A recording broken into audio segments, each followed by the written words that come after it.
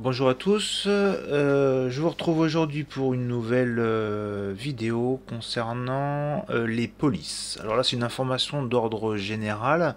Effectivement ça peut être utilisé sur Inkscape, Artistic Digitizer, Exuberance et même autres, Word, Excel, etc. Donc je vais vous montrer comment on procède. Donc, on va sur des sites internet. Là, j'ai choisi Dafont, mais il y en a plein. Mais effectivement, Dafont, c'est une bible la bible de la police. Donc, effectivement, c'est sympathique. Là, j'ai choisi quelque chose de complètement. Là, j'ai choisi médiéval, mais ça peut être du script, ça peut être n'importe quoi. Enfin, on peut vraiment choisir même des langues étrangères. Enfin, là, voilà, c'était juste pour l'exemple, une police que je n'avais pas. Et par exemple, on va essayer d'écrire quelque chose avec Salium. D'accord, la police Salium. Comment ça fonctionne? On clique sur télécharger.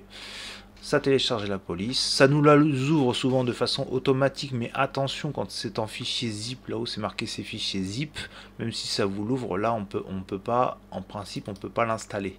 Ah bah si il veut, il y a certains systèmes où justement il faut sortir du zip pour le faire. Bon, il y a des fois ça fonctionne pas, là ça fonctionne. On clique sur installer. À partir du moment où la case elle devient grisée et qu'on peut plus cliquer dessus, ça veut dire que la police elle est installée. Attention, je vous montre quelque chose, mais attention, mes logiciels, alors j'en ai pris deux au hasard, mais Inkscape et Artistic Digitizer ou Exuberance étaient ouverts. Si je fais ça et que je vais je veux la chercher, comme je l'ai installée, normalement je suis censé la trouver dans mon répertoire de police, et ben là il n'y est pas.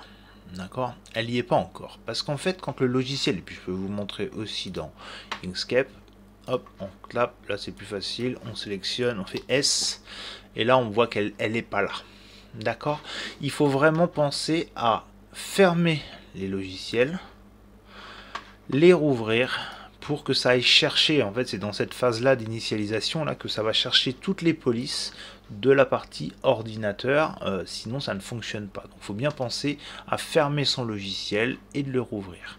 Et maintenant si je vais dans les polices, je vais à S, et là on a Salium, d'accord, donc là elle apparaît bien.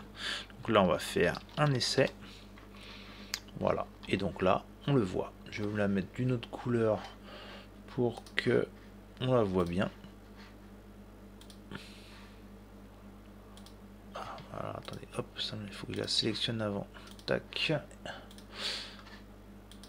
voilà, pour qu'on puisse bien la voir. Voilà, donc c'était juste pour vous montrer alors qu'on peut effectivement installer des polices autant qu'on veut sur notre ordinateur, mais il faut bien penser à fermer nos applications pour pouvoir les rouvrir, pour qu'on puisse que ça puisse fonctionner.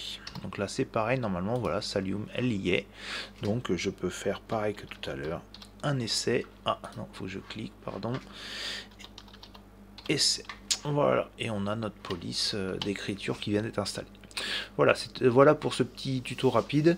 Je vous dis à bientôt pour une prochaine vidéo. Au revoir.